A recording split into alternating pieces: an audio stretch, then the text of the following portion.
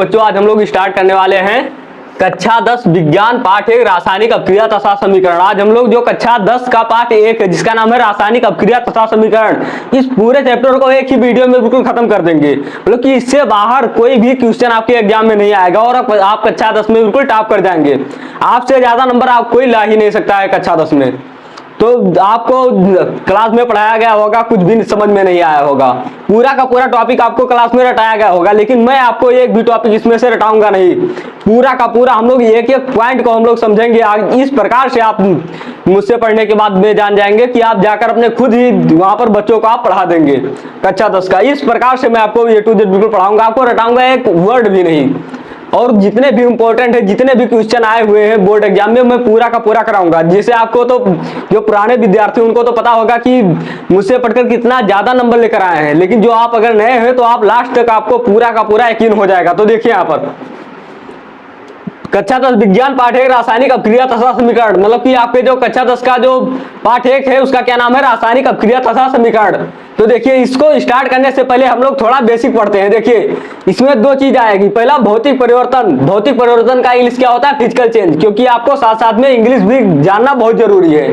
तो देखिए यहाँ पर वह परिवर्तन जिसमें केवल पदार्थों के भौतिक गुण। अब भौतिक गुण क्या होता है, भौतिक गुण का मतलब क्या हुआ, उसके स्ट्रक्चर को थोड़ा चेंज किया। स्ट्रक्चर का मतलब क्या हुआ, जैसे पेपर है, मान लीजिए ये देखिए, मान लीजिए एक रुमाल है, सबसे पहले ये बिल्कुल फ्लैट है और मैंने इसको क्या किया, इस प्रकार से बना दिया, तो अब तो फ्लैट रह नहीं गई। फिर इसके बाद में मैंने इस प्रकार से कर दिया तो ये दोबारा फिर वैसे ही हो गई। तो इसे हम लोग क्या कहते हैं, भौतिक परिवर्तन। अभी देखिए मैं पहले पूरा एक बार आपको इसका परिभाषा है वो मैं लिखवा देता हूं आपको। मैं ये भी पूरा का पूरा परिभाषा मैं खुद अपने लिखकर आपको दूंगा, जिससे आपको कोई प्रॉब्लम ना आए। देखिए यहाँ पर वह परिवर्तन जो केवल पदार्थों के भौतिक गुण बदलते हैं, कोई नया पदार्थ नहीं बनता, भौतिक परिवर्तन कहलाता है। भौतिक परिवर्तन का मतलब क्या होता है, फिजिकल चेंज कहलाते हैं। यह परिवर्तन अस्थायी, अस्थायी मतलब क्या होता है, कुछ समय बाद अगर जो हम चाहें तो अपने पूर्वावस्था मतलब कि पहले वाले अवस्था में ला सकते हैं। वह उत्क्रमणीय, उत्क्रमणीय मतलब जैसे कि यहाँ पर पानी से बर्फ बना दिया, फिर बर्फ से पानी बना दिया, अर्थात पदार्थ कुछ समय पश्चात अपनी पूर्वावस्था में आ सकता है। उदाहरण के लिए देखिए कागज के पेपर को मोड़ना फिर सही करना। अभी देखिए मैं आपको एक एग्जाम्पल आपको मैं देता हूं यहाँ पर। अभी देखिए कि कागज के पेज से हम लोग कैसे समझ सकते हैं। तो देखिए ये है रहा कागज का पेज। अब पहले तो इस किस प्रकार से है, बिल्कुल ये सीधा है इस प्रकार से, और मैंने इस प्रकार से इसको मोड़ दिया। क्या मोड़ने के बाद मैं क्या फिर से इसको बिल्कुल सीधा कर सकता हूं? आपका जवाब होगा बिल्कुल सही, हाँ कर सकते हैं बिल्कुल सीधा।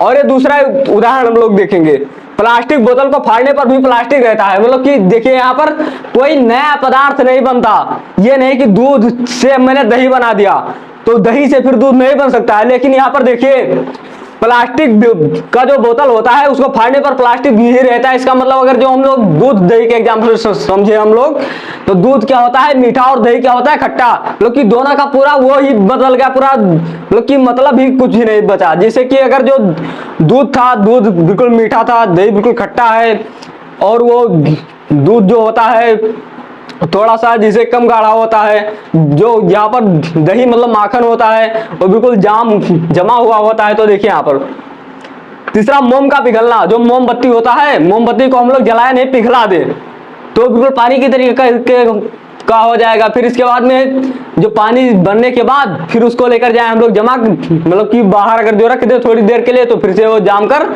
अपना मोम का आकार ले लेगा, बिल्कुल मोम बन जाएगा।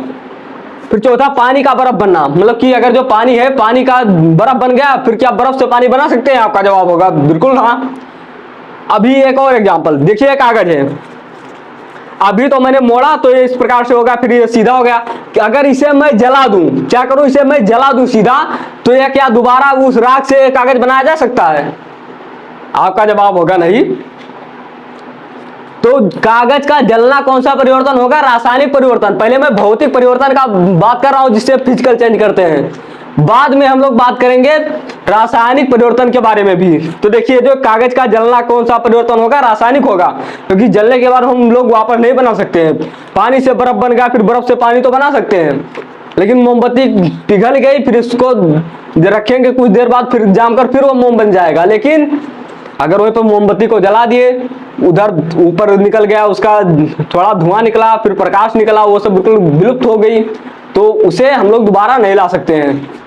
तो देखिए ये जो सब पूरा है, मैं आपको एक एक पॉइंट में पूरा ऐसे यहाँ तक पूरा लिखकर आपको मैं बता रहा हूँ। आपको एक नई कॉपी आप बनाइए और पार्ट 1 डालिए, मैं पूरा एक एक चैप्टर को मैं पूरा क्लियर कराऊंगा, आपको कहीं पर जाने की जरूरत नहीं है। और ये मेरा वादा है, आपसे ज्यादा कोई नंबर आपकी क्लास में ला नहीं पाएगा। देखिए यहाँ से लेकर यहाँ तक पूरा लिख लीजिए, क्योंकि हमने भौतिक परिवर्तन के बारे में पढ़ लिया कि आखिर भौतिक परिवर्तन होता क्या है, इसे हम लोग कैसे परिभाषित करते हैं, उसका मैंने परिभाषा भी लिखा दिया है। अब हम लोग बात करते हैं यहाँ पर रासायनिक परिवर्तन। रासायनिक परिवर्तन को इंग्लिश में क्या कहते हैं? Chemical change. रासायनिक परिवर्तन का इंग्लिश क्या होता है? Chemical change. तो देखिए वह परिवर्तन जिसमें पदार्थ मूल रूप से एक नए पदार्थ में बदल जाता है, मतलब कि जो इस परिवर्तन इस प्रकार से होगा, ये वाला परिवर्तन कि इसमें जो पदार्थ होगा मूल रूप से मतलब कि बिल्कुल पूरी तरीके से दूसरे प्रकार का हो जाता है पदार्थ, अर्थात पदार्थ का रासायनिक संगठन बदल जाता है। उसका जो रासायनिक संगठन मतलब जिस तरीके से वो बना होता है, उसका स्वाद बदल जाता है। जिसे रासायनिक परिवर्तन का, पहले मैं समझा देता हूँ, उसके बाद में मैं आपको उदाहरण बताता हूँ। तो देखिए मतलब कि रासायनिक संगठन बदल जाता है, रासायनिक अपक्रिया कहलाती है। आपको रटने की जरूरत नहीं, मैं आपको अभी पूरा A to Z बिल्कुल क्लियर करा दूंगा। यहाँ पर यह परिवर्तन स्थायी व अनुत्क्रमणीय होते हैं। स्थायी का मतलब कि एक बार हो जाने के बाद ये दोबारा पहले अपने वाले अवस्था में नहीं जा सकते। अनुत्क्रमणीय, अनुत्क्रमणीय का मतलब क्या होता है?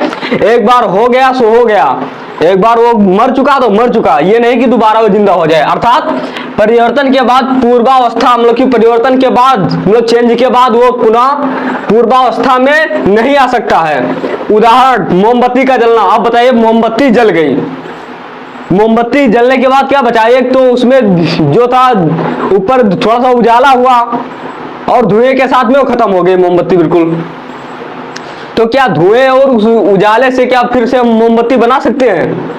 आपका जवाब होगा नहीं। लेकिन मोम का पिघलना, मोम क्या होता है? जो मोमबत्ती होती है तो उसके अंदर एक स्टिक लगी होती है, जो वो किसी कॉटन या रुई का जो होता है उस पर जो जलता है। लेकिन जो मोम होता है, मोम अगर वो अंदर का जो कपड़ा टाइप का होता है उसे हटा दे तो क्या बचता है? मोम। उसे हम लोग गर्म करेंगे तो क्या हो जाता है? पिघल जाता है। तो अगर वो पिघल जाए मतलब उसका फिर भी जब वो पिघल जाता है तो किस प्रकार से हो जाता है? पानी की तरह। और फिर जैसे वो रखते हैं हम लोग तो कैसा बन जाता है? फिर से वो कठोर बन जाता है। तो देखिए यहाँ पर दूसरा, लेकिन यहाँ पर एक बात आपको ध्यान रखने की जरूरत यह है कि आखिर मोमबत्ती का जो पिघलने के बाद क्योंकि वो पुनः अपने अवस्था में आ जाता है तो वो तो भौतिक परिवर्तन है, लेकिन मोमबत्ती का जो जलना वो कौन सा परिवर्तन है? रासायनिक परिवर्तन। दूसरा, दूध से दही बनना। जब दूध से एक बार दही बन गया तो क्या फिर से हम लोग दही से दूध बना सकते हैं? आपका जवाब होगा नहीं कि सर ये नहीं बनाया जा सकता है। तो देखिए दूध से दही बनना क्या है? एक रासायनिक परिवर्तन है। रासायनिक परिवर्तन के बाद में मतलब कि दोबारा उस स्थिति से मतलब कि दूध से दही बन गया, फिर दही से दूध नहीं बन सकता है। इसका मतलब ये हुआ। तीसरा, कागज का जलना। एक बार जो कागज हुआ, आपने पेपर को जला दिया, जलाने के बाद में क्या बचा? थोड़ी सी वहां पर उष्मा हुई, इसके बाद में फिर धुआं, फिर इसके बाद में राखी बचा। क्या तीनों को मिलाकर हम लोग दोबारा कागज बना सकते हैं? आपका जवाब होगा नहीं। ये कौन सा परिवर्तन है? रासायनिक परिवर्तन। लेकिन जो कागज को अगर हम लोग मोड़ दे इधर उधर से, फिर इसके बाद में उसे हम लोग सीधा कर दे तो कौन सा परिवर्तन होगा? भौतिक परिवर्तन। चौथा, लोहे पर जंग लगना। लोहे पर जंग लगने का मतलब क्या है? लोहे पर मोर्चा लगना। मोर्चा लगना तो आप लोग जानते हैं, जो लोहा रखा रहता है काफी दिनों से, अगर मैं कोई लोहा लेकर जाऊं और रख दूं, उसके ऊपर जो पीले कलर का एक जंग लग जाता है, जिसे हम लोग क्या कहते हैं? मोर्चा कहते हैं, वो लग जाता है। तो वो कौन सा परिवर्तन है? रासायनिक परिवर्तन। अब यहाँ पर दो शब्द आता है, एक अनुत्क्रमणीय। अगर आप आगे चलकर जब जेईई और नीट की अगर आप कोई तैयारी करेंगे तो उसमें इंग्लिश बहुत ज्यादा मायने रखता है, जिसे कि अनुत्क्रमणीय का इंग्लिश क्या होता है? इरिवर्सिबल। इरिवर्सिबल का मतलब ये हुआ एक तीर लगा है, मतलब कि एक बार अगर जो कोई कुएं में कूद गया, मतलब कि कोई क्रिया हो गई, फिर इसके बाद में उस स्थिति से वो पहले स्थिति में नहीं आ सकता कभी भी। और ये दूसरा क्या है? रिवर्सिबल। रिवर्सिबल मतलब क्या होता है? उत्क्रमणीय। मतलब कि उत्क्रमणीय एक बार हो गया, जैसे कि बर्फ से पानी बन गया, फिर हमने जिसे लेकर गया, मैंने पानी उठाया, इसके बाद में उधर फ्रिज रखा है, फ्रिज में मैंने रख दिया, क्या बन गया? बर्फ। फिर मैंने बर्फ को लेकर जाकर धूप में रख दिया तो क्या दोबारा पानी नहीं बन जाएगा? फिर से हमको क्या प्राप्त हो गया? अपना पानी प्राप्त हो गया। लेकिन अगर वहीं पर एक बार दूध से दही बन जाता, फिर दही से दूध नहीं बन पाता। मतलब कि ये रिवर्सिबल वाले में पानी आएगा और इसमें दूध आए, दूध से दही बनना आ गया, और ये सब क्या है, इरिवर्सिबल मतलब कि अनुत्क्रमणीय अपक्रिया है। मतलब कि एक बार हो गया सो हो गया, एक बार आदमी मर गया तो समझो मर गया, एक बार वो कुएं में कूद गया तो कूद गया। मतलब कि अगर वो कुएं से बाहर निकल आया तो कौन सी अपक्रिया होगी, कौन सी मतलब चेंज होगा, रासायनिक परिवर्तन होगा। तो ये पहले आप पूरा यहाँ से लेकर यहाँ तक नोट कर लीजिए, क्योंकि एग्जाम समय में अगर आपका खुद का अगर नोट्स नहीं बना होगा तो आपको कोई मदद नहीं करने वाला है। ये सब पूरा यहाँ से लेकर यहाँ तक उतार लीजिए। और जरूरी चीज ये है कि जो इम्पोर्टेंट होगा, जो एग्जाम में आने वाला होगा, उस पर मैं ऊपर इम्पोर्टेंट लिख दूंगा। ये एग्जाम में बहुत कम आते हैं, लेकिन ये आपके जानकारी के लिए बहुत जरूरी है, क्योंकि आगे चलकर जब आप बच्चों को पढ़ाएंगे तो ये सब समझाने के लिए बहुत आपको जरूरत पड़ेगी। अब हम लोग बात करते हैं कि रासायनिक अपक्रिया, जिसे हम लोग क्या कहते हैं, केमिकल रिएक्शन, आखिर ये होती क्या है। तो देखिए यहाँ पर एक ऐसी प्रक्रिया जिसमें एक या एक से अधिक पदार्थ किसी नए पदार्थ का निर्माण करते हैं, रासायनिक अपक्रिया कहलाती है। मतलब कि कोई भी पदार्थ है उससे कोई नए पदार्थ का निर्माण हो, नया बिल्कुल, मतलब कि उसका स्वाद अलग हो, वो बिल्कुल चेंज हो गया हो, तो कौन सी अपक्रिया कहलाती है, रासायनिक अपक्रिया कहलाती है। तो देखिए यहाँ पर उदाहरण, Mg फीते का जलना, जो मैग्नीशियम होता है, मैग्नीशियम जैसे ये होता है Mg का क्या नाम है, मैग्नीशियम। मैं यहां पर लिख देता हूं क्या नाम है, मैग्नीशियम। इसे हम लोग जब जलाते हैं, हम लोग की Mg प्लस का मतलब, यहां पर देखिए इसे हम लोग क्या कहते हैं, उत्पाद। क्या कहते हैं, उत्पाद। ओ सॉरी, इधर अभिकारक रहता है, अभिकारक।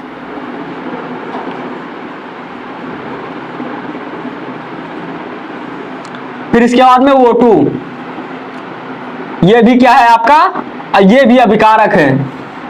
जब देखिए मैग्नीशियम को ऑक्सीजन की उपस्थिति में जलाते हैं तो क्या बनता है, MgO, मतलब कि मैग्नीशियम ऑक्साइड बनता है। ये क्या है, मैग्नीशियम ऑक्साइड। आपको चिंता करने की बिल्कुल जरूरत नहीं है, मैं आपको आगे चलकर ये सब पूरा समझाने वाला हूं। क्या नाम है, मैग्नीशियम ऑक्साइड। मतलब कि मैग्नीशियम फीते का जलना।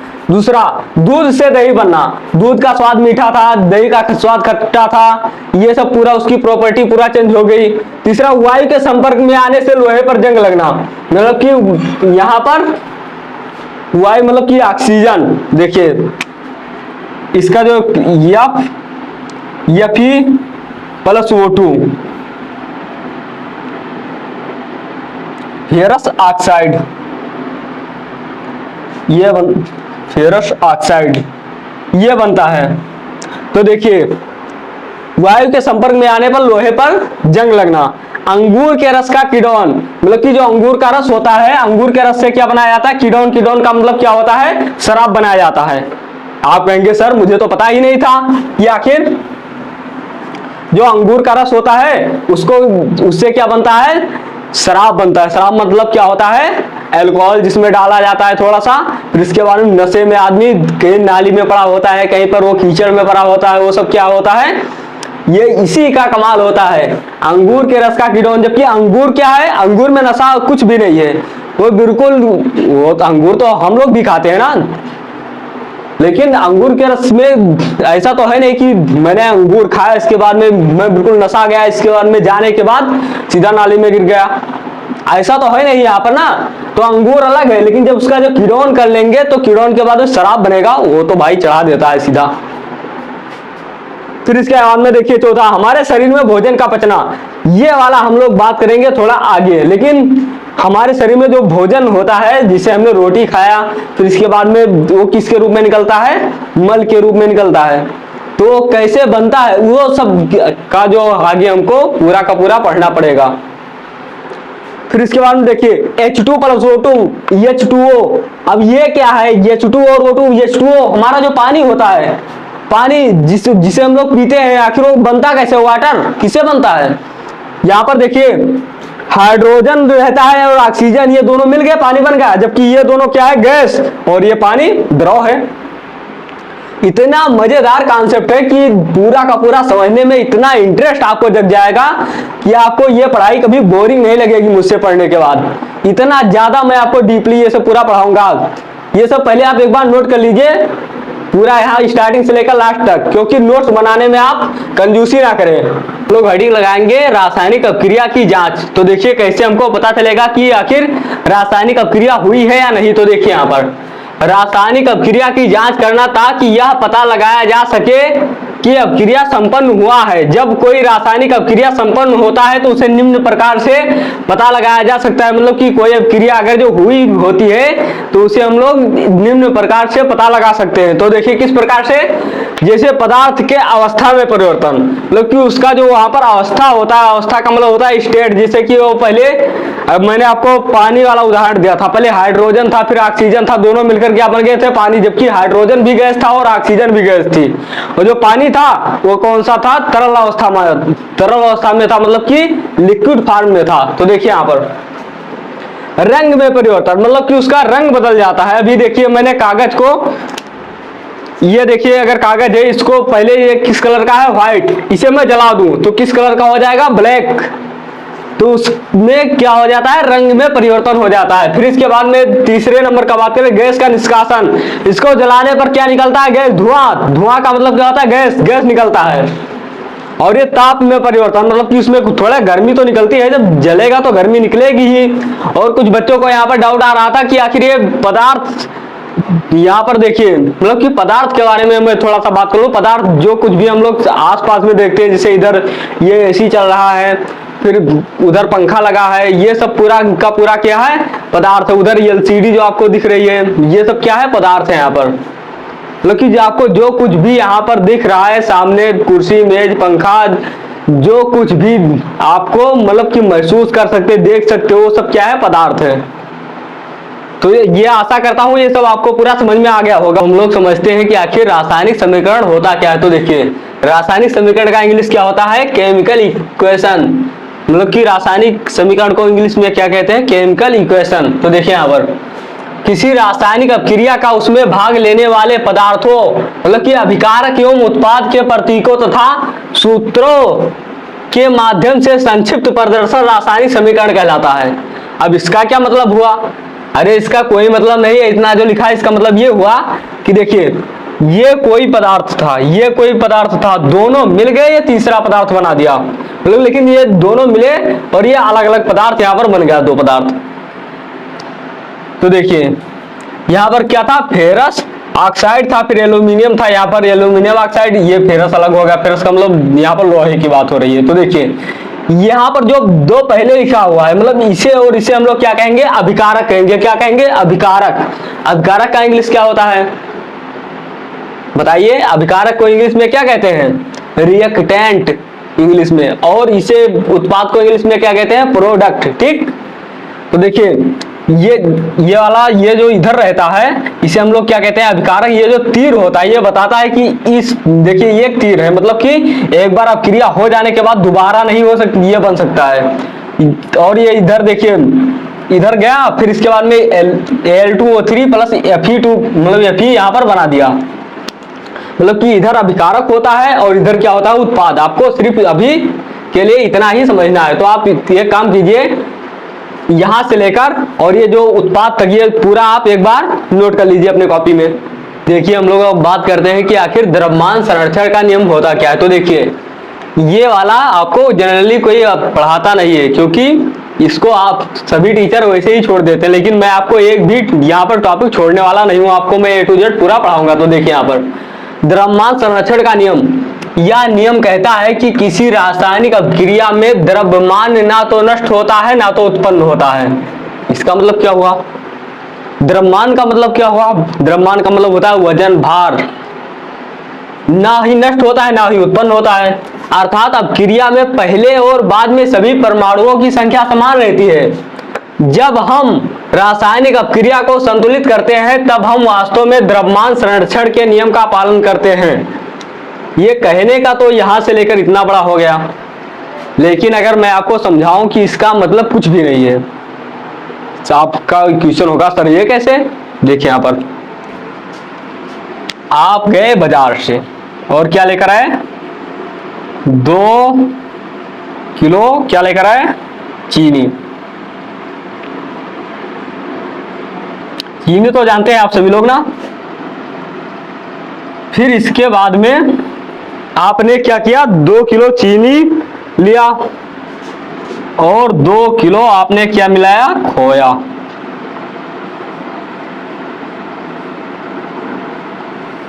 और आपने कहा कि मुझे 50 किलो मिठाई बन गई। मतलब कि आपने क्या किया, 2 किलो चीनी मंगाया, 2 किलो खोया मंगाया और 50 किलो मिठाई बन गई। तब आएंगे ये साहब जिसका नाम है द्रव्यमान संरक्षण का नियम। ये कहेंगे कि आखिर जब पहले 2 किलो चीनी था, 2 किलो खोया था, तो ये 50 किलो नहीं बन सकती। इसका द्रव्यमान 2 किलो इधर है, 2 किलो इधर, तो इधर भी 4 किलो ही बनेगी। इनका सिर्फ इतना ही कहने का मतलब था, मतलब कि जितना वजन पहले था उतना ही वजन इधर रहेगा। अगर यहाँ पर देखिए H2 मतलब कि हाइड्रोजन इधर था और ऑक्सीजन इधर था। अब इधर देखिए H2O बना, क्या सही है, 2 हाइड्रोजन यहां पर है, 2 हाइड्रोजन यहां पर है, 2 ऑक्सीजन यहां पर है, 1 ऑक्सीजन यहां पर है। तो 2 ऑक्सीजन करने के लिए आपको किससे गुणा करना पड़ेगा, 2 से। अब देखिए ये 2 हाइड्रोजन पहले से थे, 2 इधर लग गए, 2 2 4 हाइड्रोजन हो गए और 2 ऑक्सीजन तो इधर हो गया, 2 से गुणा हो गया तो यहाँ पर 2 ऑक्सीजन हो गया। लेकिन यहाँ पर 2 और 2 4 हाइड्रोजन हो गए, अब इधर 2 ही हाइड्रोजन है। अब क्या हुआ, इसको भी 2 से गुणा करना पड़ेगा। अब ये बैलेंस में हुआ, मतलब कि देखिए 2 2 दूनी 4, 4 हाइड्रोजन यहाँ पर है, 2 दूनी 4 हाइड्रोजन यहाँ पर है और 2 यहाँ से बाहर मतलब गुणा है तो ऑक्सीजन भी यहाँ पर 2 हो जाएगा। मतलब कि ये जो 2H2O का मतलब लिखा है, इसका मतलब ये हुआ कि 2 बार हाइड्रोजन जुड़ा है, मतलब कि H2 प्लस H2 और देखिए 2 बहरे लगाए, मतलब कि 2 से उसमें गुणा हुआ है किसमें, ऑक्सीजन में, तो 2 यहां पर लगेगा। तो ये देखिए H2 कितना हो गया, 2H2 और प्लस ये, इसका मतलब ये हुआ मतलब कि 2H2 प्लस O2। तो यही चीज ये समझाना चाह रहे हैं द्रव्यमान संरक्षण का नियम। और ये नियम कुछ नहीं कहता है, मतलब कि पहले इधर जितने परमाणु थे, ये देखिए यहाँ पर 4 हाइड्रोजन मिले थे, 2 ऑक्सीजन मिले थे, तो इधर भी 4 हाइड्रोजन रहेंगे और 2 ही ऑक्सीजन रहेंगे। ये नहीं कि इधर गया 15 हाइड्रोजन बन गया, ऑक्सीजन गया ऑक्सीजन मर गया, ऐसा नहीं होगा।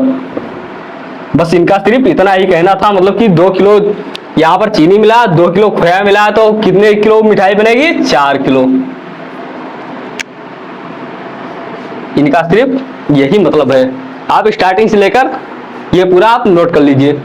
कंकाली रासायनिक समीकरण को संतुलित करना, कि आखिर कंकाली रासायनिक समीकरण को हम लोग संतुलित कैसे करते हैं। तो देखिए द्रव्यमान संरक्षण के नियम को संतुलित करने के लिए रासायनिक समीकरणों को संतुलित किया जाता है। द्रव्यमान संरक्षण का नियम तो मैंने आपको बताया था कि यहाँ पर 2 किलो चीनी लिया, 2 किलो खोया लिया, तो आखिर कैसे 50 किलो मिठाई बन गई। मतलब कि 2 किलो चीनी लेंगे, 2 किलो खोया लेंगे तो कितने किलो मिठाई बनेगी, 4 किलो।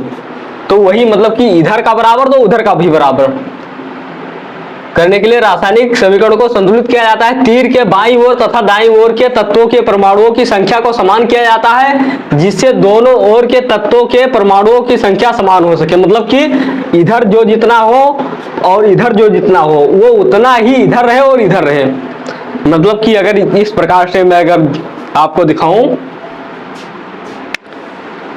देखिए यहां पर अगर एक एक वर्ड को हम लोग देखिए Fe है, तो कि देखिए Fe यहां पर 1 है और यहां पर देखिए Fe 1 है एक। ऑक्सीजन मतलब वो 3, मतलब कि ऑक्सीजन यहां पर 3 है, ऑक्सीजन भी यहां पर 3 है। EAl मतलब एल्यूमिनियम यहां पर 1 है, Al मतलब कि एल्यूमिनियम यहां पर 2 है। लेकिन यहां पर एक चीज ये है, आपको एक ब्रैकेट लगा देना है। आप यहाँ पर ये नहीं कि यहाँ पर 3 को 2 बना दिए, आप इसके बाहर से जो भी गुणा भाग कर सकते हैं वो आप कर सकते हैं। आप अंदर से यहाँ पर कुछ नहीं कर सकते हैं, ये तो बिल्कुल फिक्स है। इस प्रकार से आप एक आपने गोला बना दिया। अब देखिए FeO3 मतलब कि यहाँ पर देखिए फेरस यहाँ पर एक है, यहाँ पर भी एक है, कोई बात नहीं। ऑक्सीजन यहाँ पर 3 है, ऑक्सीजन यहाँ पर 3 है, कोई बात नहीं। एल्यूमिनियम मतलब Al यहाँ पर 2 है, यहाँ पर 1 है, तो हम लोग किससे गुणा कर दिए? 2 से गुणा कर दिए। इसमें मैंने क्या कर दिया? 2 से यहाँ पर गुणा कर दिया। फिर इसके बाद में देखिए और तो इसमें कुछ छूट नहीं रहा है, उस वाली यहाँ पर Fe2 है। अब यहाँ पर देखिए फेरस तो यहाँ पर 2 है और यहाँ पर देखिए Fe यहाँ पर 1 है, तो देखिए 2 और यहाँ पर 1, तो इसको मैंने 2 से यहाँ पर भी गुणा कर दिया। क्योंकि जिधर कम पड़े उधर आप किसी भी संख्या से यहाँ पर गुणा कर सकते हैं, इसका मतलब सिर्फ यही है। अब यहाँ पर देख लीजिए पूरा बराबर है या नहीं। तो देखिए Fe2 मतलब कि फेरस यहाँ पर 2 है, फेरस यहाँ पर 2 है, ऑक्सीजन यहाँ पर 3 है, ऑक्सीजन यहाँ पर 3 है, एल्यूमिनियम यहाँ पर 2 यहाँ पर बह रहे हैं, मतलब कि 2 एल्यूमिनियम है, तो 2 एल्यूमिनियम यहाँ पर है। आपको लग रहा होगा कि सर ये तो कठिन है, ये कुछ भी कठिन नहीं है। आप आगे चलकर देख लीजिए, जब मैं आपको पूरा क्वेश्चन कराऊंगा आपको बिल्कुल ये हलवा लगेगा, मतलब कि कुछ भी आपको थोड़ा सा भी आपको प्रॉब्लम क्रिएट नहीं होगा। ये जो आपको मैं पूरा पढ़ा रहा हूँ आज, अभी तक आपने कुछ भी रटा नहीं है।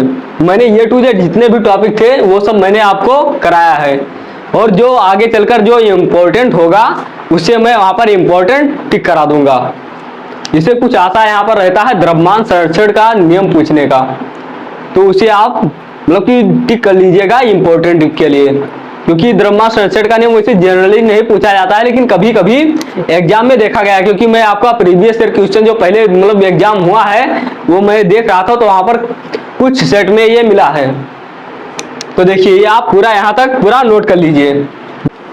अब मैंने आपको दिया है इसमें बहुत सारे क्वेश्चन। देखिए यहाँ पर निम्न समीकरणों को संतुलित कीजिए। देखिए इतना सारे यहाँ पर समीकरण यहाँ पर दिए हुए हैं। अब इतना हम लोग क्या करेंगे? प्रैक्टिस, क्योंकि प्रैक्टिस से ही आपका सब कुछ होना है। तो देखिए यहाँ पर पहला जो यहाँ पर दिया हुआ है AgBr, तो सबसे पहले मैंने आपको क्या बताया था? ट्रिक क्या है? सबसे पहले आपको किस रूप में लिखना है इसको? AgBr इस प्रकार से, फिर इधर फिर ब्रैकेट लगाना है। क्या इधर Ag है, Ag के बाद में फिर ब्रैकेट, फिर Br2। अब हम लोग देखते हैं, देखिए यहाँ पर Ag मतलब कि यहाँ पर सिल्वर यहाँ पर कितना है? 1 है, यहाँ पर सिल्वर 1 है, कोई प्रॉब्लम नहीं। Br मतलब ब्रोमीन यहाँ पर 1 है और यहाँ पर 2 है, तो इसको 2 बनाने के लिए हमको 2 से यहाँ पर गुणा करना पड़ेगा। अब देखिए ये तो 2 बन गया और ये 2 गड़बड़ाया किसको? Ag को, ये भी 2 हो गया और यहाँ पर 1, तो इसको भी 2 बनाने के लिए 2 से यहाँ पर भी गुणा कर दें। डेट्स आर क्लियर, आपका आंसर हो गया। आप कहेंगे कि सर इतने सरल क्वेश्चन आते हैं? हाँ बच्चों बिल्कुल ही ऐसे ही क्वेश्चन आपके एग्जाम में पूछे जाते हैं। तो देखिए यहाँ पर दूसरा दिया हुआ है। सबसे पहले आपको क्या करना है? ये तो आपको रट जाना चाहिए कि आखिर करना क्या है। Mg प्लस HCl क्या बनने वाला है? MgCl2 H2। अब देखिए एक मैग्नीशियम यहां पर है, एक मैग्नीशियम यहां पर है, कोई प्रॉब्लम नहीं, अकेला है, अकेला ही है HCl। लेकिन यहां पर देखिए एक हाइड्रोजन यहां पर है, 2 हाइड्रोजन यहां पर है, H2 एक H, तो इसको 2 बनाने के लिए मैंने यहाँ पर 2 से गुणा कर दिया। तो मैंने जैसे ही 2 से गुणा किया यहाँ पर, तो यहाँ पर 2 हाइड्रोजन और 2 यहाँ पर क्लोरीन हो गए। Cl मतलब होता है क्लोरीन यहाँ पर।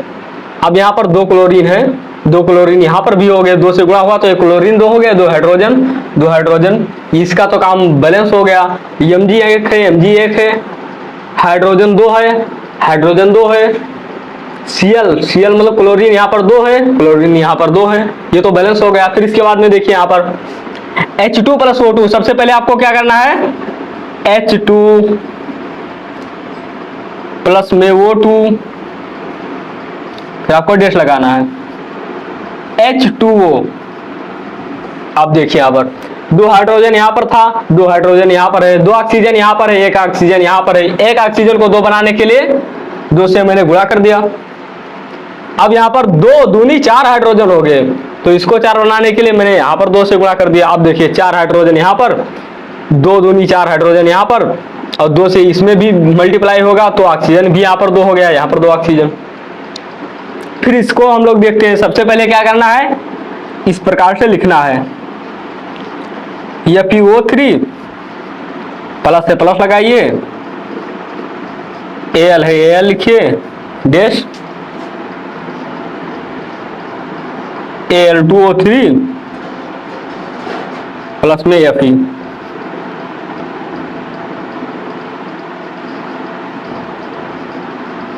अब यहां पर देखिए एक फेरस यहां पर था, एक फेरस यहां पर है, तीन ऑक्सीजन यहां पर है, तीन ऑक्सीजन यहां पर है, एक एल्यूमिनियम यहां पर है, दो एल्यूमिनियम यहां पर है। तो यहां पर दो है, यहां पर एक है, तो इसको दो से गुणा कर दीजिए, ये भी दो हो गया। पहले इसको आप एक एग्जांपल से देखिए, जिसे अगर आप अपने घर में देखिए जिसे पैसा मिलता है, तो पैसे अगर आपके भाई ने 20 रुपए पाए और मैंने 10 पाए, मान लीजिए पापा, अब आपके जो भाई है उसने पैसा मांगा पापा से, पापा ने उसको दिया 20 रुपए, आपने पैसा मांगा मम्मी से, मम्मी ने आपको दिए 10 रुपए। तो आप रोने लगे कि मेरे भाई को तो 20 मिला है और मुझे 10 मिला है। तो पापा आपके जो मम्मी क्या करती हैं, 10 रुपए और दे देती हैं, वो दोनों बराबर हो जाते हैं। तो वही खेल यहाँ पर हो रहा है, मम्मी पापा वाला ये पूरा। मतलब कि यहाँ पर देखिए या फिर यहाँ पर अकेला था, यहाँ पर भी अकेला था, ऑक्सीजन यहाँ पर 3 था, ऑक्सीजन यहाँ पर 3 था। अब देखिए एल्यूमिनियम 2 हुआ है, मतलब कि एल्यूमिनियम 2 रुपया पाया। अब ये भी एल्यूमिनियम 2 रुपया पाया, ये तो मान लीजिए बराबर है। हाँ ओ सॉरी, यहाँ पर Fe2 था, वो देखिए यहाँ पर फेरस यहाँ पर 2 रहेगा, और यहाँ पर देखिए ये 2 रुपया पाया फेरस, और ये 1 रुपये, तो ये भी 2 मांगेगा, ये भी बराबर, ये भी बराबर, लड़ना पिटना सब बंद। ये देखिए यहाँ पर सबसे पहले क्या करना है, C प्लस O2 फिर डैश CO2। ये क्या है भाई, कार्बन है और ऑक्सीजन, ये मिलकर क्या बनता है, कार्बन डाइऑक्साइड। कार्बन डाइऑक्साइड के कैसे बनता है रियल जीवन में, मतलब कि वास्तव जीवन में आप देखना चाहते हैं, जब पहले लकड़ी का से जब लोग खाना बनाते थे, लकड़ी को हम लोग जलाते हैं तो उसमें जो धुआं निकलता है उसका धुएं का क्या नाम है, कार्बन डाइऑक्साइड। ठीक, अब देखिए एक कार्बन यहाँ पर है, एक कार्बन यहाँ पर, 2 ऑक्सीजन यहाँ पर, 2 ऑक्सीजन यहाँ पर, ये सब पूरा बैलेंस हो गए। अगर आपको फिर भी अगर जो कोई डाउट है तो मैं आगे चलकर और भी क्वेश्चन यहाँ पर कराऊंगा, तो ये आपको पूरा एकदम बिल्कुल समझ में आ जाना चाहिए। आप पूरा का पूरा एक बार पूरा नोट कर लीजिए स्टार्टिंग से। अब हम लोग बात करते हैं इसके एक नए मेथड की। नए मेथड कैसा है, बिल्कुल उससे आप तुरंत ही इसका आंसर बता ले जाएंगे। अभी देखिए यहाँ पर देखिए एल्यूमिनियम 1 था, एल्यूमिनियम Al 1 था, एल्यूमिनियम यहाँ पर 1 हो गया। क्लोरीन यहाँ पर 3 था, क्लोरीन यहाँ पर 3 लिख दिया। इस प्रकार से लिखना है, डेट लगा के डब्बे में है। तो ये भी वही चीज लिखा है ना यहाँ पर, ये वाला ट्रिक कोई बताता नहीं है। ये कौन सा है, न्यू मेथड, मतलब कि नया तरीका। क्या है, न्यू मेथड। ये मेरे सर ने मुझे बताया था। तो देखिए, और यहाँ पर देखिए कैल्शियम यहाँ पर 1 है, तो यहाँ पर देखिए कैल्शियम यहाँ पर 1 हो गया। ऑक्सीजन यहाँ पर 1 है, तो ऑक्सीजन यहाँ पर 1 हो गया। हाइड्रोजन यहाँ पर 2 है, यहाँ पर हाइड्रोजन 2 हो गया। लेकिन यहाँ पर एक देखिए, हाइड्रोजन से पहले अगर यहाँ पर 2 लिखा होता तब तो ये हाइड्रोजन यहाँ पर 4 हो जाता। लेकिन देखिए यहाँ पर हाइड्रोजन क्योंकि अंदर लिखा हुआ है तो इसलिए हाइड्रोजन 2 है। ऑक्सीजन यहाँ पर 1 है। फिर इधर हम लोग जाएंगे, एल्यूमिनियम Al 1, ऑक्सीजन 1, हाइड्रोजन यहाँ पर 3 है, और यहाँ पर देखिए कैल्शियम 1 है, और यहाँ पर क्लोरीन यहाँ पर 2 है। अब ये वाला जो आपको मेथड बताने वाला हूँ, इस वाले मेथड से आप कक्षा 12 तक कोई 12 या फिर 12 से आगे का भी कोई भी अगर यहाँ पर समीकरण आपको अगर मिल गया तो उसे आप तुरंत लगा लेंगे, कोई भी समीकरण। क्योंकि ये बिल्कुल इस प्रकार से एक बार बिल्कुल ब्रह्मोस मिसाइल की तरह है, एक बार गया और सीधा खेल खत्म। मतलब कि इससे जो मैं आपको ये तरीका बताने वाला हूं उससे कोई भी समीकरण हो तुरंत निकल आता है। देखिए सबसे पहले बात करें यहाँ पर, देखिए कैसे हम लोग यूज करते हैं इस ब्रह्मास्त्र को, हम लोग कैसे यूज करेंगे। देखिए एल्यूमिनियम यहाँ पर 1 है, एल्यूमिनियम यहाँ पर 1 है, क्लोरीन यहाँ पर 3 है, क्लोरीन यहाँ पर 2 है। जब इस प्रकार से केस आए, 3 और 2 वाला केस आए, क्योंकि इसमें 2 से तो गुणा कर नहीं सकते, क्योंकि अगर 2 से गुणा करेंगे तो भी नहीं कम बनेगा। तो देखिए अगर यहाँ पर 3 और 2 वाला इस टाइप का अगर केस आया तो यहाँ पर एक ट्रिक, 2 से इसको मल्टीप्लाई कर दीजिए और 3 वाला उठाकर यहाँ पर मल्टीप्लाई कर दीजिए, क्योंकि यहाँ पर देखिए क्लोरीन यहाँ पर 3 था, यहाँ पर 2 था, तो जो क्लोरीन ये 2 वाला है 2 से इधर गुणा कर दीजिए, और क्लोरीन 3 वाला है तो यहाँ पर क्लोरीन से पहले 3 लिख दीजिए। ये वाला इस वाले मेथड में काम आता है, कोई भी इक्वेशन आप तुरंत लगा लेंगे। अब देखिए यहाँ पर 2 3 6 क्लोरीन, 2 3 दूनी 6 क्लोरीन, एल्यूमिनियम 2, एल्यूमिनियम 1। अब ये कैसे हो गया, एल्यूमिनियम यहाँ पर 1 है। फिर यहाँ पर देखिए तो हम लोग दूसरा भी संतुलित करते हैं। देखिए यहाँ पर कैल्शियम, देखिए एल्यूमिनियम यहाँ पर 1 है, एल्यूमिनियम यहाँ पर 2 है, तो हम लोग क्या काम करेंगे, 2 से यहाँ पर हम लोग मल्टीप्लाई कर देंगे। यहाँ पर 2 एल्यूमिनियम हो गया, और यहाँ पर भी 2 एल्यूमिनियम है। और यहाँ पर देखिए ऑक्सीजन 1 है, ऑक्सीजन 1 है, कैल्शियम 1 है, कैल्शियम यहाँ पर 3 है, हाइड्रोजन यहाँ पर 2 है, हाइड्रोजन 2 3 6 है। अब ये कैसे हो, क्योंकि यहाँ पर देखिए यहाँ पर कैल्शियम 3 है, यहाँ पर कैल्शियम 1 है, तो अगर जो 3 से अगर मैं यहाँ पर मल्टीप्लाई कर दूं तो 3 कैल्शियम यहाँ हो गया, 3 कैल्शियम यहाँ पर है। मैं यहाँ पर लिख देता हूँ। देखिए जब 3 से मल्टीप्लाई होगा तो देखिए कैल्शियम 1 जो पहले था ये 3 हो जाएगा, कैल्शियम जो पहले 2 था 2 3 6 हो जाएगा, क्लोरीन 6 हो गया, एल्यूमिनियम 2 1 2, ऑक्सीजन यहाँ पर 2 हो गया, हाइड्रोजन यहाँ पर 2 3 6 हो गया, 3 कैल्शियम यहाँ पर हो गया, 3 ऑक्सीजन यहाँ पर हो गया, हाइड्रोजन भी यहाँ पर 2 3 6 हो गया। यहाँ पर देखिए 2 एल्यूमिनियम यहाँ पर हो गया, 2 3 6 क्लोरीन यहाँ पर हो गया। अब हम लोग बात करें, देखिए संतुलित है या नहीं। Aluminium 2, aluminium 2, chlorine 3, sorry chlorine 6, chlorine 6, calcium यहाँ पर 1, कैल्शियम यहाँ पर 3, कैल्शियम यहाँ पर 3, ऑक्सीजन यहाँ पर 3, ऑक्सीजन यहाँ पर, ऑक्सीजन का क्या ख्याल हुआ, ऑक्सीजन अगर यहाँ पर 3 हो, ऑक्सीजन 3 OH,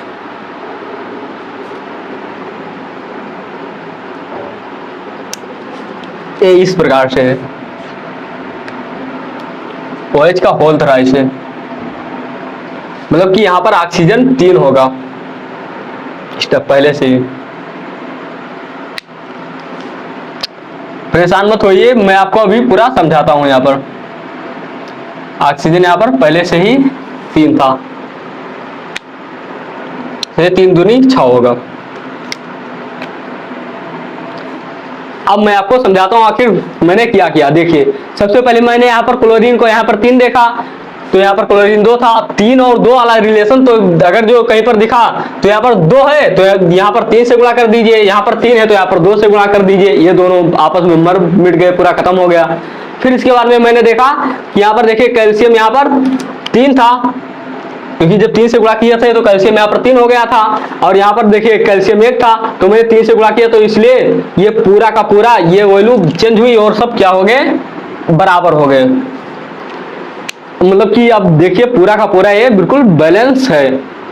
अब हम इसको हम लोग लिखेंगे कैसे, तो देखिए अब आप बनाएंगे इस प्रकार से चार्ट, कैसे AlCl3 प्लस, आपको अगर समझ में नहीं आया है तो मैं आपको कहिए तो मैं दोबारा बता दूं, और आगे चलकर मैं आपको पूरा एकदम क्लियर कराऊंगा।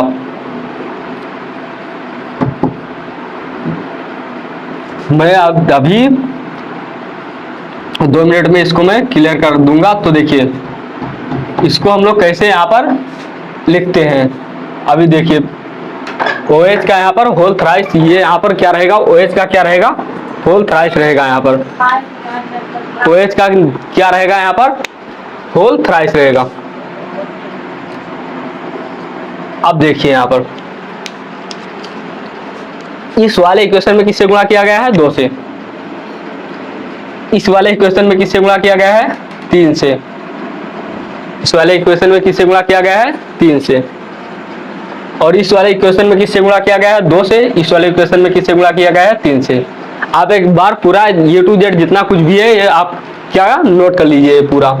देखिए हम लोग बात करते हैं कि आखिर संयोजन, जिसका दूसरा नाम है संकलन और इसका तीसरा नाम है योग और इसका चौथा नाम है योगात्मक। अब ये क्या हुआ, इसका जो सिंपल सा नाम है संयोजन अभिक्रिया, मतलब कि 2 लोग थे आपस में मिले तीसरा बना दिया। अब यहाँ पर लोग की बात नहीं हो रही है यहाँ पर कि तीसरा कैसे बन गया, ये मतलब कि 2 लोग ये पहले थे, क्योंकि 2 अभिकारक थे और ये आपस में मिल गए और ये तीसरा बन गया। ठीक है, अब इसे हम लोग पहले इसका मतलब एक बार डिफिनेशन पढ़ा देता हूँ। हम लोग संयोजन अभिक्रिया ये कि इतने नाम से नहीं आती है, लेकिन कभी कभी अगर जो पूछ ही ले तो ऐसा तो थोड़े नहीं है कि आप करके नहीं आएंगे, ये सिर्फ ध्यान में रखना है। और ये जरूरी चीज क्या है, संयोजन, ये आपको ध्यान में रखना है। मतलब कि देखिए संयोजन अभिक्रिया वह रासायनिक अभिक्रिया है जिसमें 2 या 2 से अधिक प्रकार के पदार्थ मिलकर केवल एक ही प्रकार के पदार्थ बनाते हैं, जैसे कि ये और बी मिलकर सी बना दिया। तो एक बच्चे का इसमें डाउट था कि सर जी ये बताइए, पहले मैं इसको इसलिए कार्बन होता है, कार्बन का मतलब आपने लकड़ी बताया था, और ऑक्सीजन जो होता है ये जब दोनों मिलते हैं तो CO2 बनता है। तो आपने कहा था कि एक से अधिक मतलब नए पदार्थ बनाते हैं। तो देखिए हम इसी एग्जाम्पल की अगर जो बात करें तो देखिए C+O2 मिलकर क्या बन गया, CO2, मतलब कि 2 लोग मिले एक नया बना दिया। और बात करें NaCl, मतलब कि Na क्या है यहाँ पर, सोडियम प्लस Cl2 मतलब क्लोरीन, दोनों मिले क्या बन गए, NaCl। अब ये बैलेंस नहीं है, कैसे बैलेंस नहीं है, यहाँ पर क्लोरीन 2 है, यहाँ पर क्लोरीन 1 है। इसको 2 बनाने के लिए यहाँ पर बाहर से 2 से गुणा करना पड़ेगा। अब जब 2 से यहाँ बाहर से अगर गुणा हुआ 2 सोडियम हो गए, तो इसको भी 2 बनाने के लिए बाहर 2 से गुणा करना पड़ेगा। ठीक, तो ये इक्वेशन क्या हो गया, बैलेंस हो गया। मतलब कि 2 लोग मिले तीसरा बना दिया। ठीक, मतलब कि संयोजन अभिक्रिया, संयोजन का मतलब क्या होता है, मिलना, मिलना या जुड़ना लिख दें। संयोजन का मतलब क्या होता है, जुड़ना। ठीक, तो ये हम लोग किस में पढ़ रहे हैं, अभिक्रिया के प्रकार, मतलब कि कितने प्रकार की अभिक्रिया हो सकती है। तो उसमें हम लोग ये वाला हम लोग सीखने वाले हैं कि आखिर संयोजन होती क्या। तो देखिए एक बार ये सब आपको मतलब ये वाला इंपॉर्टेंट है, ये आप ध्यान में रखिएगा और आपको रटना नहीं है। एक काम बच्चे बहुत मतलब कि अधिकतम वाले बच्चे करते हैं कि आखिर वो क्वेश्चन को रटने में लग जाते हैं। भाई कब तक रटोगे, इतनी बुक है, अभी आगे चलकर बीएससी करोगे इतनी मोटी बुक हो जाएगी, फिर एमएससी करोगे इतना किताब पढ़ना पड़ेगा, फिर इतना किताब पढ़ना पड़ेगा, आपका तो माइंड पंचर हो जाएगा सर सीधा। तो इसलिए आपको रटना कुछ नहीं, समझना है, क्योंकि आप समझ के टॉप कर सकते हैं।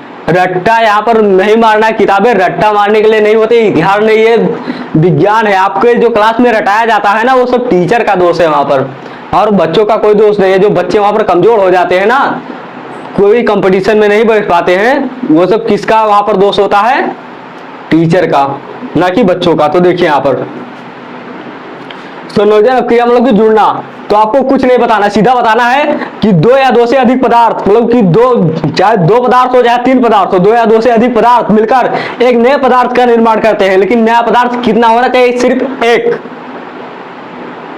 क्योंकि नया पदार्थ एक हो देखिए यहाँ पर एक मिलकर केवल एक ही प्रकार के पदार्थ बनाते हैं, मतलब कि एक ही प्रकार का पदार्थ होना चाहिए, तो क्या कहलाएगी? संयोजन अपक्रिया। रट्टा नहीं मारना है, समझना है सर। पूरा देख लीजिए एक बार। यहाँ पर दो लोग मिले, ये तीसरा बन गया, ये दोनों मिले, ये तीसरा बन गया। इस प्रकार से आपको क्या करना है, इसे पूरा क्योंकि देख लेना है और माइंड में रखना जरूरी है पूरा। आप यहाँ तक पूरा नोट कर लीजिए। ये नीचे इसका क्या है? उदाहरण है। इससे हम लोग क्या कहते हैं? उदाहरण। और इतना अच्छे से आपको कोई पढ़ाने वाला है नहीं, इसलिए आप ढंग से आप पढ़ लीजिए पूरा मुझसे, क्योंकि क्लास में तो आपको रट्टा मारने वाला कंपटीशन होता है।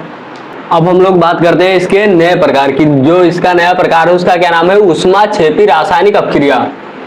अब ये कौन सी प्रकार की अपक्रिया है? अरे कुछ नहीं, कोई रिएक्शन हो, उसमें थोड़ा सा गर्मी निकले, मतलब आग वाग थोड़ा लगे, थोड़ा इधर उधर जले वले, बस वही क्या हो गया? ऊष्माक्षेपी अपक्रिया। मतलब कि उसमें क्या निकलता है? ऊर्जा, क्योंकि ऊष्मा निकलता है। अभी देखिए यही सब लिखा है इसमें।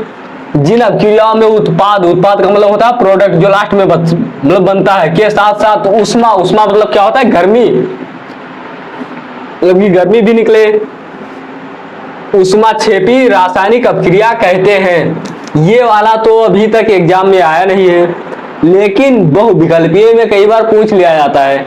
तो आपको ये याद करना है कि उसमें दिया रहेगा निम्न में से कौन सी ऊष्माक्षेपी अपक्रिया, तो उसमें रहेगा कि जिसमें गर्मी उत्पन्न हो, मतलब कि, और या फिर वो ऊष्मा का अवशोषण करे। ऐसे कई विकल्प हो गए, तो आपको क्या बताना होगा?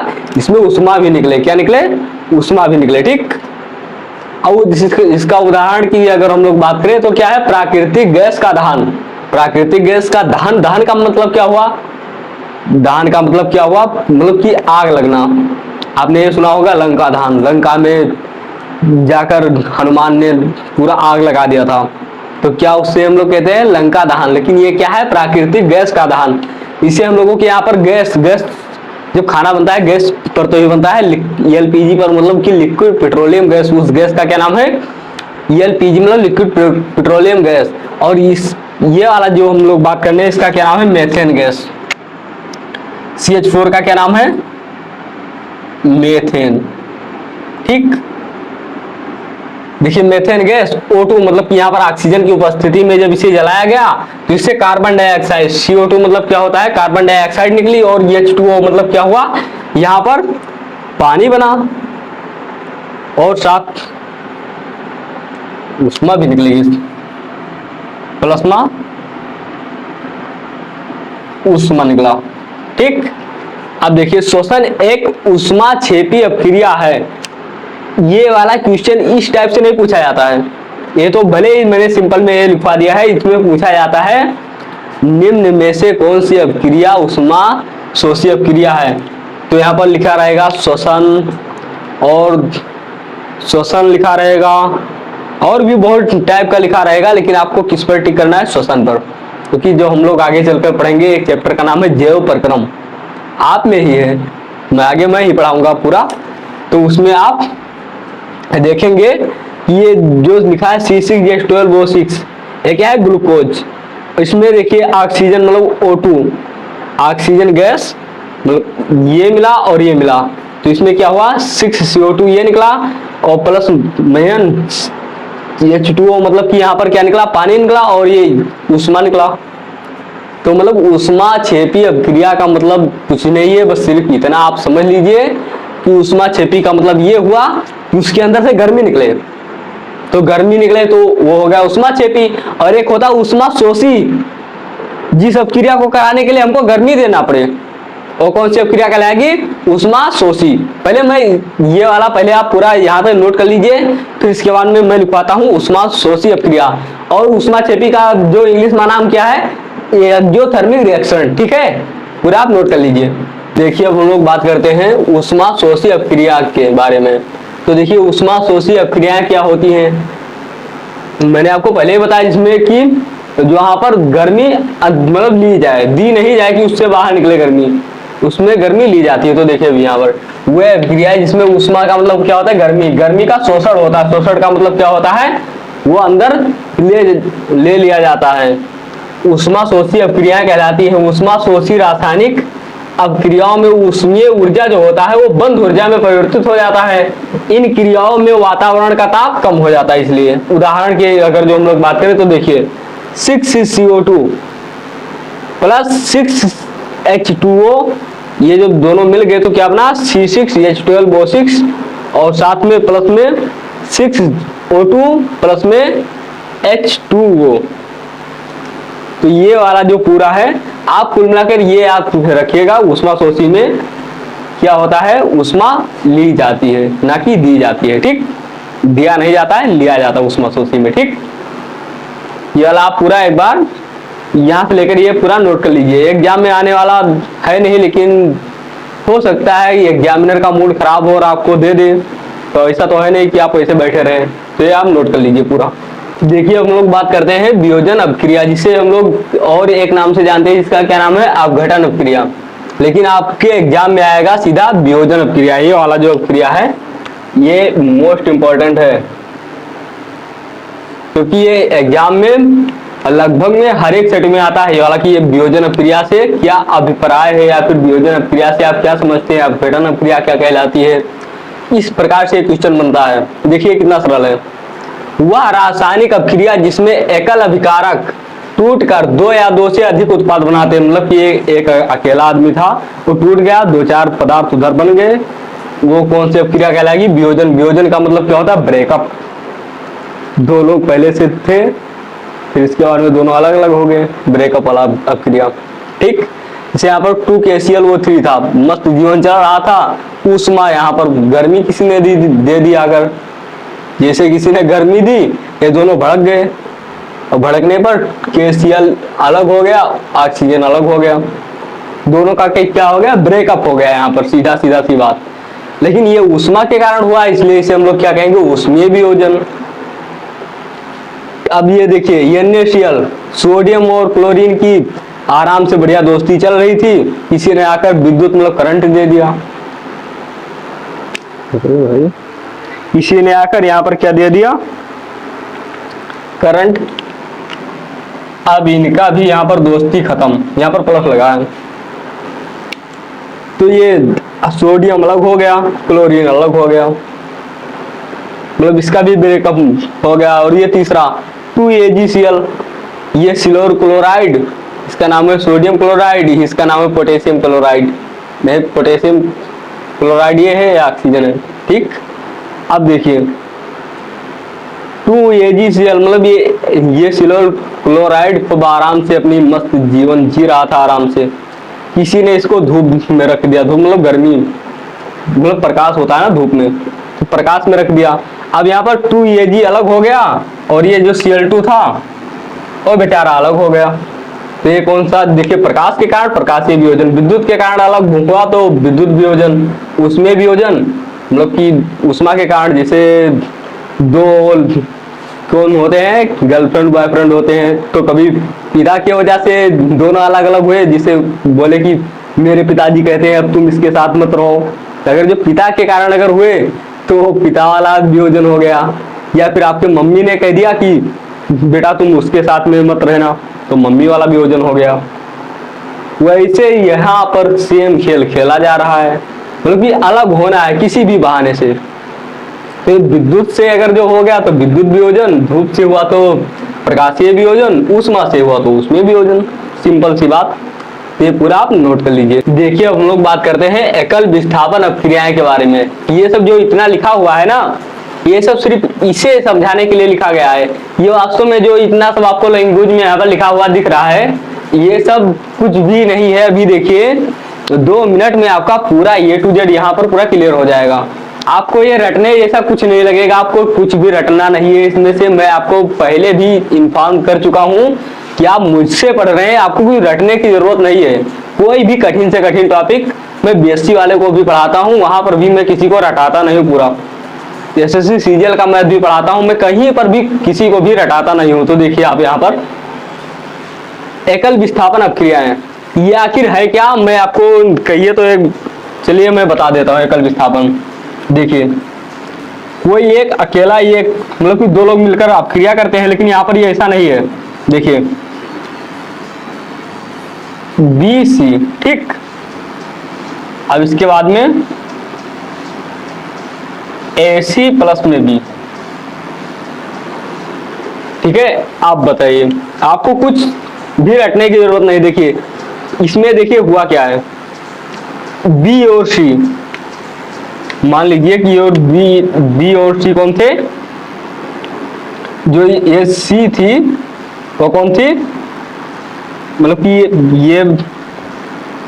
ये मान लीजिए बॉयफ्रेंड है, मतलब कि ये वाली कौन है, गर्लफ्रेंड।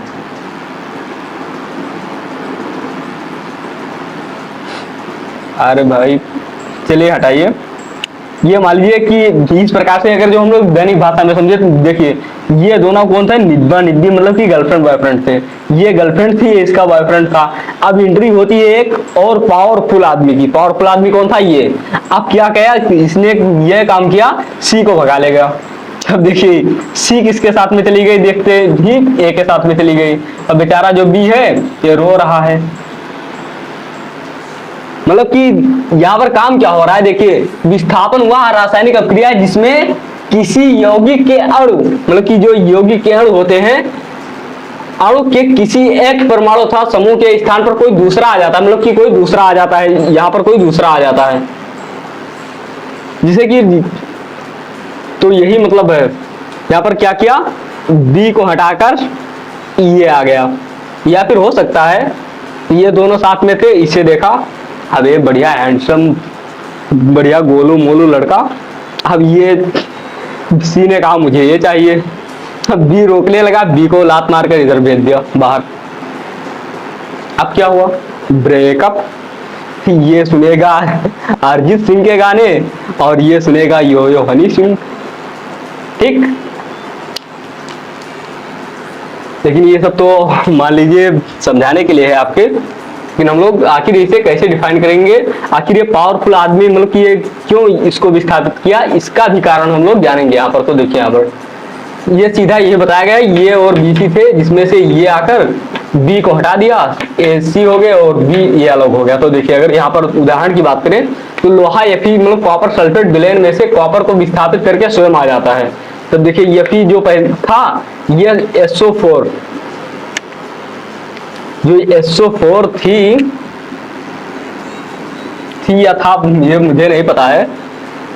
Fe जो था Cu को हटाकर खुद आ गया। देखिए Cu SO4 था तो ये Fe SO4 हो गया और Cu को बाहर फेंक दिया। ये आखिर होता क्यों है, तो इसके लिए हम लोग बात करेंगे। एक होती है, इससे हम लोग क्या कहते हैं, सक्रियता श्रेणी, ठीक। सक्रियता श्रेणी जो है ये पूरा बना हुआ है, जैसे potassium, sodium, calcium, magnesium, aluminium, zinc, ferrous, lead, hydrogen, copper, mercury, Ag silver, Au gold, ठीक।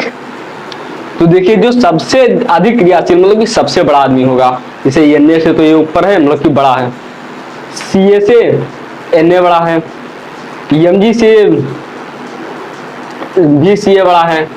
तो मतलब जो सबसे अधिक क्रियाशील होगा वो इसमें एक दूसरे को हटा देगा। अरे भाई यही देखिए, जो चुनाव होता है, जो पार्टी कमजोर होती है वो हार जाती है, जो पार्टी पावरफुल होती है वो जीत जाती है, सिंपल सी बात होती है।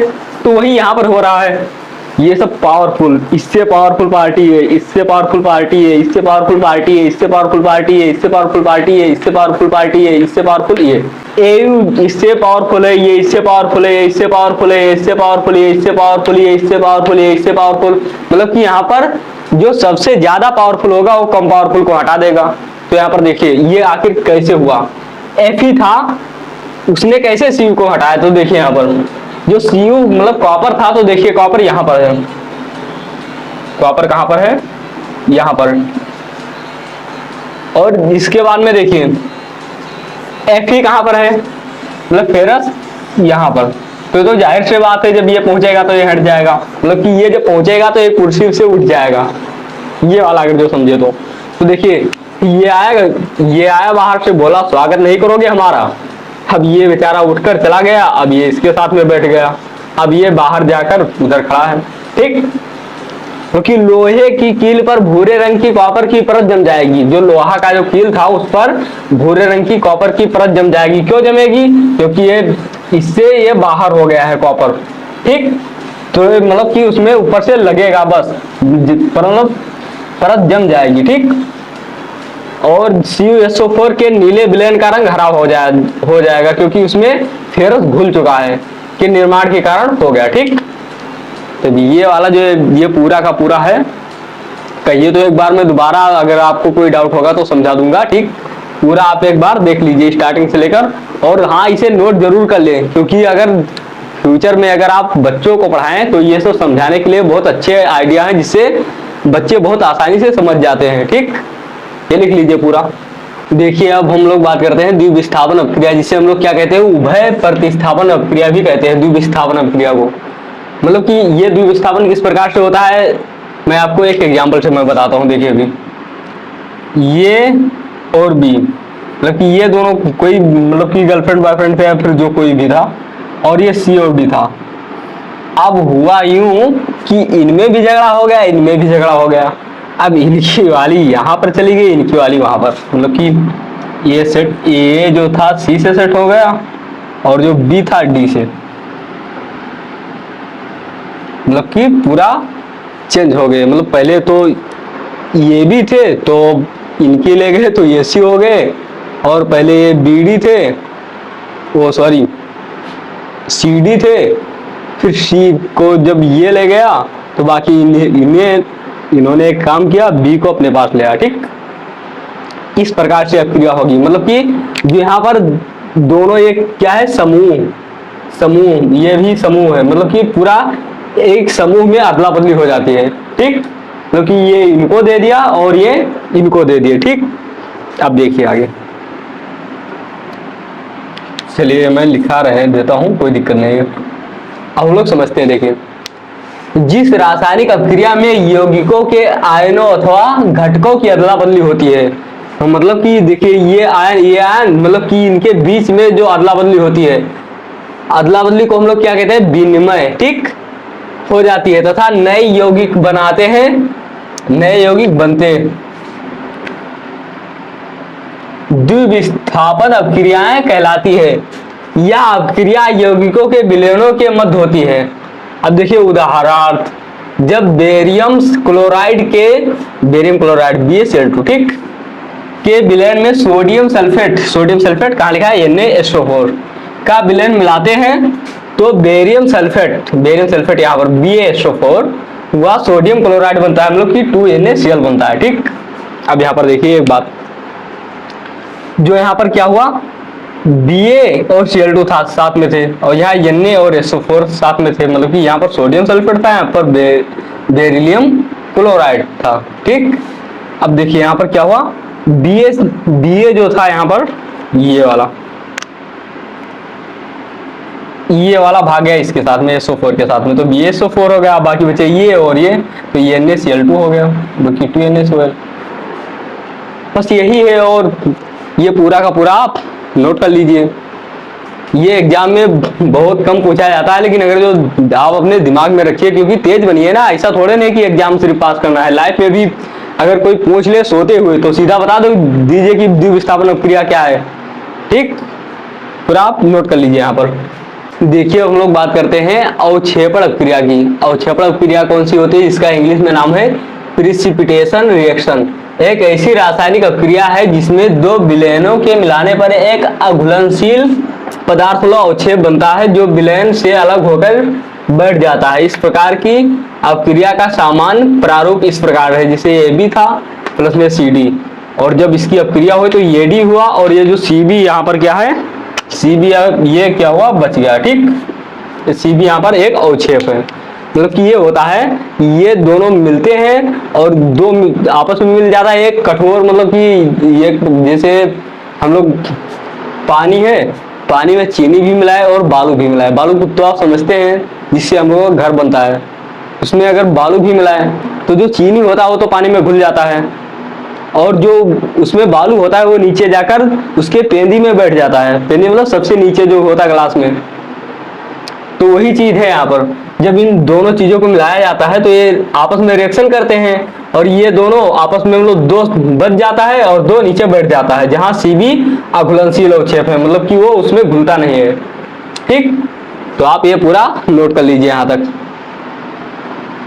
तो हम लोग बात करते हैं यहाँ पर उपचयन अपक्रिया। उपचयन अपक्रिया बहुत ज्यादा ही इंपॉर्टेंट है, क्योंकि ये लगभग में हर बार आपको एग्जाम में देखने को मिल जाएगी। ये उपचयन और एक है अपचयन, इन दोनों में थोड़ा सा अंतर है। ये देखिए, उपचयन अपक्रिया किसे कहते हैं? जिस अपक्रिया में ऑक्सीजन का योग, मतलब कि ऑक्सीजन बढ़ जाता है या किसी के साथ जुड़ जाता है, या हाइड्रोजन की कमी होती है या फिर हाइड्रोजन उसमें घट जाता है, उस अपक्रिया को हम लोग क्या कहते हैं? उपचयन अपक्रिया कहते हैं। ठीक, देखिए अब कैसे, जिसे यहाँ पर देखिए मैग्नीशियम था और यहाँ ऑक्सीजन था। अब देखिए ये ऑक्सीजन जाकर Mg के साथ में जुड़ गया, मतलब कि देखिए Mg और प्लस O2, मतलब कि इसमें ऑक्सीजन बढ़ गया या नहीं? तो ऑक्सीजन अगर बढ़ गया, Mg देखो यहाँ Mg का MgO में उपचयन होता है, उपचयन का मतलब कि यहाँ पर ऑक्सीजन बढ़ जाता है। ये दूसरा एग्जांपल हम लोग देखें, पहले देखिए कार्बन अकेला था, ऑक्सीजन इसमें मिला, मतलब कि इसमें ऑक्सीजन की मात्रा बढ़ने गई, CO2 जब पूरा फाइनल बना तो CO2 मतलब कि इसमें 2 ऑक्सीजन हो गया, पहले कार्बन में कोई ऑक्सीजन नहीं था। ये तीसरा H2S, जो H2S है यहाँ पर, इसमें देखिए यहाँ पर H2 था पहले और बाद में जाकर यस अकेले बचा। देखो H2S सल्फर के साथ में हाइड्रोजन था, यहाँ पर सल्फर अकेले बचा, मतलब कि यहाँ H2S का यस में उपचयन हुआ है। या तो हाइड्रोजन घट जाए तो ऑक्सीजन बढ़ जाए, क्या कहलाएगी? उपचयन अपक्रिया। ये इंपॉर्टेंट है, इसे आप याद में रखिएगा। ठीक, नोट कर लीजिए आप। देखिए हम लोग बात करते हैं अपचयन अपक्रिया की। देखिए जिस अपक्रिया में ऑक्सीजन की कमी व हाइड्रोजन की वृद्धि होती है, अपचयन अपक्रिया कहलाती है। देखिए यहाँ पर उदाहरण, जिसे यहाँ पर देखिए CEO प्लस O2 मतलब H2। अब ये देखिए इसमें से Cu इधर बच गया और वो जाकर हाइड्रोजन के साथ में जुड़ गया, मतलब कि यहाँ पर Cu से ऑक्सीजन हट गया, मतलब कि ऑक्सीजन की कमी हो गई। तो देखिए यहाँ पर यहाँ CO का Cu में अपचयन होता है। अपचयन किस लिए हुआ? क्योंकि यहाँ से ऑक्सीजन की क्या हो गई? कमी हो गई। ठीक, देखिए यहाँ पर ZnO प्लस C। अब यहाँ पर देखिए जो Zn था इससे हट गया वो और जाकर CO के साथ में जुड़ गया। तो देखिए Zn यहाँ पर देखा जाए तो ZnO जो यहाँ पर लिखा है, मतलब जिंक ऑक्साइड का यहाँ पर अपचयन हुआ है।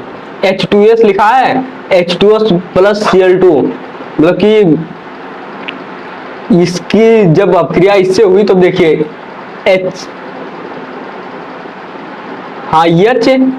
प्लस HCl प्लस में S। यहाँ पर देखिए हाइड्रोजन यहाँ पर 2 था, यहाँ पर 1 बचा, मतलब कि यहाँ पर नहीं Cl, वो सॉरी यहाँ पर हाइड्रोजन क्लोरीन नहीं था। देखिए यहाँ पर क्लोरीन के साथ में कोई हाइड्रोजन नहीं है और यहाँ पर क्लोरीन के साथ में हाइड्रोजन आ गया, मतलब कि ऑक्सीजन यहाँ पर Cl2 वाले, मतलब क्लोरीन में हाइड्रोजन बढ़ गया, मतलब कि यहाँ पर क्या हुआ? Cl2 मतलब क्लोरीन का यहाँ पर क्या हुआ? अपचयन हुआ। ठीक, ये सब पूरा आप नोट डाउन कर लीजिए। लोग बात करते हैं कि आखिर रेडॉक्स अपक्रिया होती क्या। देखिए रेडॉक्स अपक्रिया वह अपक्रिया जिसमें आप उपचयन मतलब कि ऑक्सीडेशन व अपचयन मतलब कि रिडक्शन दोनों साथ साथ होते हैं, रेडॉक्स अपक्रिया कहलाती है। मतलब कि एक ही में कोई एक रिएक्शन हो, उसमें अपचयन भी हो और उपचयन भी हो, मतलब रिडक्शन भी हो और ऑक्सीडेशन भी हो। ठीक, जिसे यहाँ पर Zn प्लस CuSO4, मतलब कि यहाँ पर जिंक था और यहाँ पर कॉपर सल्फेट था, इधर जिंक सल्फेट बन गया और कॉपर अलग हो गया। तो देखिए यहाँ पर जो जिंक था, जिंक के साथ में वो आ गया, मतलब कि यहाँ पर ऑक्सीजन बढ़ गया।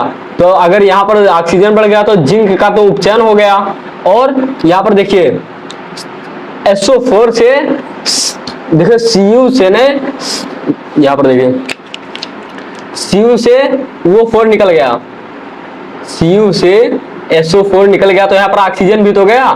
ये Cu जब अकेला बचा तो Cu का क्या हो गया? अपचयन हो गया। यहाँ पर देखिए CO, देखिए Cu का यहाँ पर उपचयन हुआ। क्यों उपचयन हुआ? क्योंकि यहाँ पर देखिए Cu से ऑक्सीजन भाग गया इसलिए अपचयन हो गया और हाइड्रोजन के साथ में जुड़ गया इसलिए उनका उपचयन हो गया, मतलब कि जुड़े तो उपचयन, जाए तो अपचयन। ठीक, ये पूरा आप नोट कर लीजिए। हम लोग बात करते हैं कि आखिर संक्षारण क्या है। ये जो यहाँ पर जो आपको दिख रहा है ना, ये सब इतना ज्यादा इंपॉर्टेंट है क्योंकि बिना इसके कोई पेपर ही नहीं बन सकता। इसे है विकृत गंधिता। क्या है? विकृत गंधिता। इसके बिना पेपर बनता ही नहीं है, कोई ऐसा सेट नहीं है कि इसमें पूछा नहीं जाता है। तो देखिए ये जो मैं आपको बता रहा हूं, ये आप बिना याद किए मत जाइएगा पेपर देने, क्योंकि इससे ये समझ लीजिए कि आपके एग्जाम में बिल्कुल पूछेगा ही पूछेगा, चाहे पूरा क्वेश्चन भूल जाए। तो देखिए यहाँ पर संचारण अभिक्रिया किसे कहते हैं? संचारण वह प्रक्रिया है जिसमें धातु अपने आसपास के वातावरण जैसे हवा, पानी, मिट्टी के साथ साथ रासायनिक क्रिया करके अपने मूल गुणों को खो देते हैं और कमजोर हो जाते हैं। जैसे लोहा होता है, पानी में लेकर जाए रख दिया या फिर कहीं पर रखा रहता है, कुछ समय मोर्चा लग जाता है, तो उसे हम लोग क्या कहते हैं? संचारण। तो उसमें क्वेश्चन आएगा कि संचारण किसे कहते हैं, तो आप बता देंगे कि संचारण वह प्रक्रिया जिसमें धातु अपने आसपास के वातावरण जैसे हवा, पानी, मिट्टी के साथ रासायनिक क्रिया करके मूल गुणों को खो देते हैं और रासायनिक और कमजोर हो जाते हैं। अब इससे संचारण से बचाव भी आपको लिखना होगा। तो देखिए संचारण से बचाव हम लोग किस प्रकार से कर सकते हैं? धातु पर पेंट लगाकर, मतलब कि धातु को अगर हम लोग पेंट देंगे तो भी इससे संचारण से बच जाएगी। यसद लेपन कर यसद लेपन का मतलब क्या होता है? इस पर किसी दूसरे, जैसे कि जो धातु ना हो उसकी हम लोग यहाँ पर परत चढ़ा दें इस पर। दूसरा होता है विकृत गंधिता। ये दोनों बहुत इंपॉर्टेंट है, ये दोनों कंफर्म आएंगी बिल्कुल 100%। मैं आपको यहाँ पर टिक करके दे रहा हूँ मोस्ट इंपॉर्टेंट। ये भी मोस्ट इंपॉर्टेंट है और ये भी मोस्ट इंपॉर्टेंट है। विकृत गंधिता, विकृत गंधिता वह प्रक्रिया है जिसमें वसा और तेल ऑक्सीकरण के कारण विघटित होते हैं, जिससे दुर्गंध और खराब स्वाद उत्पन्न हो जाता है। जैसे कि हम चिप्स का जो पैकेट होता है उसमें जब हम लोग खोलते हैं तो पहले फूला रहता है खूब, इसके बाद में जब उसको फाड़ते हैं तो थोड़ा सा चिप्स निकलता है। मतलब कि उसमें क्या भरा रहता है? Nitrogen gas. वो किस लिए भरा जाता है? क्योंकि उसका जो मतलब कि वो बढ़िया कुरकुरा बना रहे जो चिप्स, और साथ में वो खराब ना हो। तो यहाँ पर एक क्वेश्चन लगभग में हर ईयर पूछा जाता है कि चिप्स के पैकेट में, इसमें क्वेश्चन आता है चिप्स के पैकेट में नाइट्रोजन गैस क्यों भरी जाती है? तो यहाँ पर आपका एक जवाब होगा चिप्स के पैकेट में नाइट्रोजन गैस इसलिए भरी जाती है ताकि उसे विकृत गंधिता से मतलब कि बचाया जा सके। ये कि इसका क्या है? बचाव। मतलब कि अगर बचाव, विकृत गंधिता से बचाव आएगा तो उसमें आप लिख सकते हैं अक्रिय गैस। कोई भी अक्रिय गैस, कौन सी? अक्रिय गैस भरी जाती है, क्योंकि अगर क्रियाशील वाली गैस रहेगी तो रिएक्शन करके वो उसे ही खत्म कर देगी। तो आप एक काम कर, जैसे कि यहाँ पर कौन कौन सी अक्रिय गैस, जैसे कि नियान, आर्गन, ये सब अक्रिया। जो आर्गन होता है ये हमारे बल्ब में यूज होता है, जो फिलामेंट वाला होता है 100 वाट का बल्ब, उसमें ये यूज होता है नियान, मतलब कि आर्गन गैस। तो आज के लिए हम लोग इतना ही। अगर आप चैनल पर नए हैं तो आप चैनल को सब्सक्राइब कर लीजिए, क्योंकि इससे ज़्यादा अच्छा और कोई नहीं पढ़ा सकता।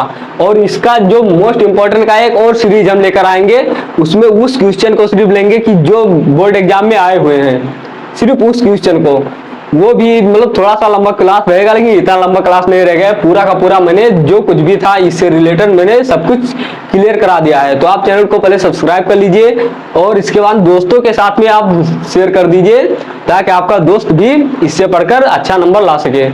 तो मिलते हैं अगली वीडियो में। अगली वीडियो इसका जल्द ही आने वाला है। आप गणित भी पढ़ सकते हैं, यही इसी चैनल के जो डिस्क्रिप्शन में उस गणित का लिंक दिया हुआ है, वहां पर आप क्लिक करके गणित का जो चैप्टर 1 है एक ही वीडियो में पूरा खत्म हो गया है, वो भी आप देख सकते हैं। धन्यवाद।